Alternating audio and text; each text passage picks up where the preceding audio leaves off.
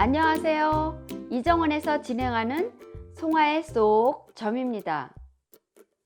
소강자 선생은 도서역으로 고대에서 전해 내려오는 여러 역서들이 근간인 선천 8계도와 문항 8계인 후천 8계도를 그림으로 정립하셨습니다.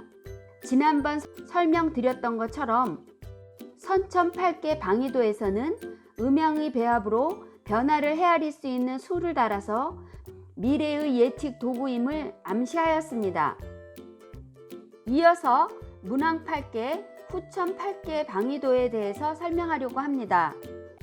문항 8계도의 핵심은 기운이 유행하는 이치를 담아놓은 것입니다. 설계전에서는 문항 8계도를 다음과 같이 설명합니다.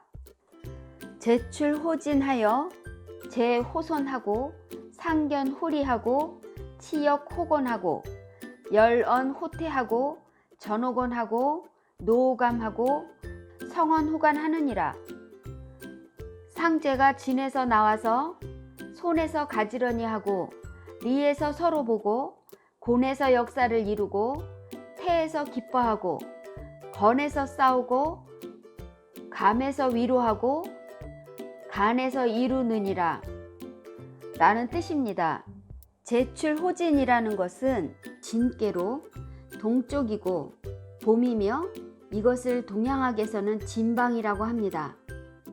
임신이라는 글씨를 보면 여자가 양수 속에서 생명체를 잉태한 상인데 이것을 용으로 표현한 것처럼 진이라는 것은 역동적인 생명체의 기운을 의미합니다. 제호손은 손께로 동남쪽이고 손방이라고 합니다. 새로 돋아나는 싹을 보면 누가 닦아놓은 것도 아닌데 깨끗하고 맑으며 가지런하기까지 한 것을 설명한 것입니다. 상견홀이라는 것은 리꾀이고 남쪽이고 리방이니 여름으로 밝아서 훤히 보이는 것입니다. 만물의 모습이 모두 드러나 볼 수 있게 되는 것을 의미합니다. 여름이 되면 곡식이 자라듯 잡초도 들초도 무성하므로 동양학에서는 형통하다고도 하지만 이런 사항을 밝게 분별할 수 있는 지혜와 질서 그리고 예절을 말하고 있습니다. 치역호곤은 곤께로 서남쪽이고 곤방입니다. 이제 상제가 땅에 맡겨서 만물을 길러내는 것입니다. 열언호태는 서쪽이고 태방이니 가을입니다. 가을이 되면 만물이 성숙되어서 씨앗을 맺으니 기쁘다고 말하는 것입니다. 전호곤은 건께로 서북쪽이고 건방입니다. 전호곤은 두 가지 뜻이 있는데 용전우야처럼 음과 양의 기운이 서로 섞여서 후대를 남기는 것과 강한 숙살 기운으로 만물을 토벌합니다. 뿌리 깊은 나무는 성장을 멈추고 안으로 깊이 숨어들고 일년초들은 씨앗을 남기고 서리가 내릴 때 명을 마칩니다. 노호감은 감께로 북쪽이고 감방으로 겨울이니 쉬는 뜻이 있습니다. 속에 양이 숨겨져 있으니 용전우야로 잉태되어 있는 상으로 볼 수 있습니다. 성원호간은 간께로 동북쪽이고 간방이라고 할 수 있습니다.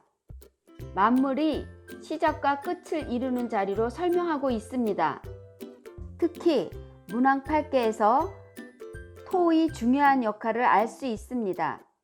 리께와 태께 가운데 곤께는 뜨거운 여름 열기를 토의 기운으로 설기시켜서 화생토하면 금이 상하지 않게 되고 그 토로서 금을 생하니 상생지간으로 돋고 있습니다.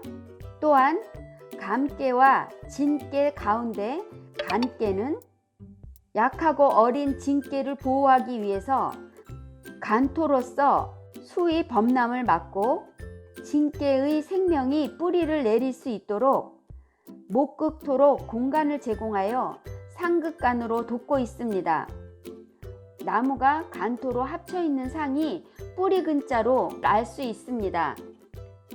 이번 시간에는 7번 지수사괴에 대해서 설명해 드리도록 하겠습니다.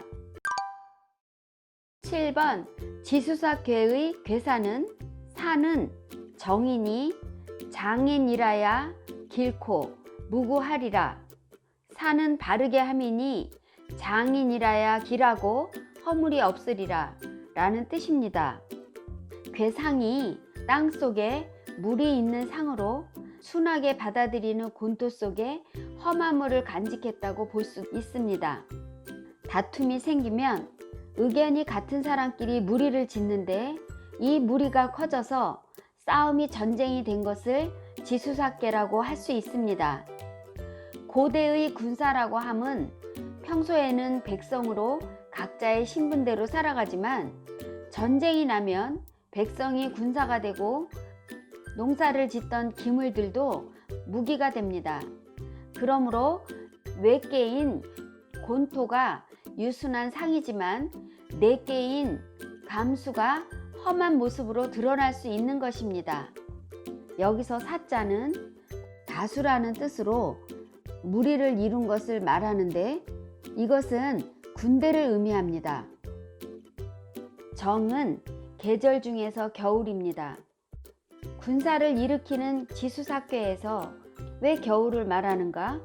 맹자의 글에서 훌륭한 군주를 논할 때 전쟁을 할 때에는 농번기를 피해서 해야 한다고 하듯이 군대를 이루는 병사가 백성이기 때문입니다.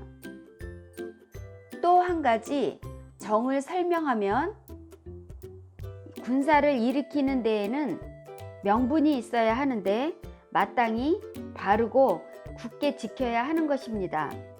장인이라 함은 전쟁이 일어나는 어려운 때에 백전노장으로 연륜과 경륜이 있어서 재질이 약한 6,5효의 군주의 신임도 받아야 하고 많은 군사를 이끌어서 전쟁에서도 이겨야 합니다.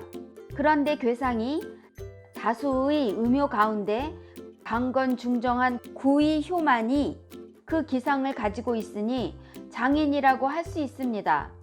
그래서 군사를 잘 이끌어서 승리할 수 있으니 길하다고 하는 것입니다. 이 괴는 유약한 인군인 6,5효가 아래의 강건중정한 9,2효를 장수로 삼아서 안으로 엄격한 기율을 세울 수 있도록 모든 병권을 맡기는 것입니다. 장인이 군사를 잘 이끌어 승리할 수 있어야 백성들도 허물을 탓하지 않게 하는 것이니 무고하게 되는 것입니다. 지수사괴의 괴상을 보고 공자는 상왈 지중유수의 사인이 군제 이하야 용민 흉중 하나니라. 상에 가로되 땅 가운데 물이 있음이 사이니 군자가 이로써 백성을 용납하고 무리를 기르나니라 라는 뜻입니다. 지수사괴는 땅속에 물이 모여들어서 비축되어 있는 상태를 괴상으로 말하는 것입니다. 평상시에는 농사를 짓는 농민이지만 유사시에는 병사가 되니 순한 백성 속에서 험한 병사를 기르는 뜻을 같이 가지고 있습니다. 이러한 자연 현상을 보고 공자는 땅의 받아들이는 성질을 용납할 용으로 땅속에 모인 물로서 만물을 기를 수 있으니 흉으로 하여 용민 흉중으로 본받을 바를 정리하셨습니다. 흉과 축은 같은 글씨이지만 쌓아서 모을 때의 축과 짐승을 기를 때는 축이라고 읽지만 사람을 기르거나 자신의 마음을 기를 때는 흉으로 발음합니다. 군자는 이 괴상을 거울 삼아서 많은 민중을 포용하고 기르는 것으로 말하고 있습니다. 주역 책에는 괴상과 숫자, 단, 상, 왈 등 단어들이 제시됩니다. 처음 복희시의 괴상이 나오고 그 다음 문왕이 복희시의 괴상을 설명하는 단, 괴사가 나옵니다. 그리고 단왈, 상왈 등은 공자가 복희씨 괴상이나 문왕의 괴사, 주공의 효사를 설명하는 것을 표시합니다.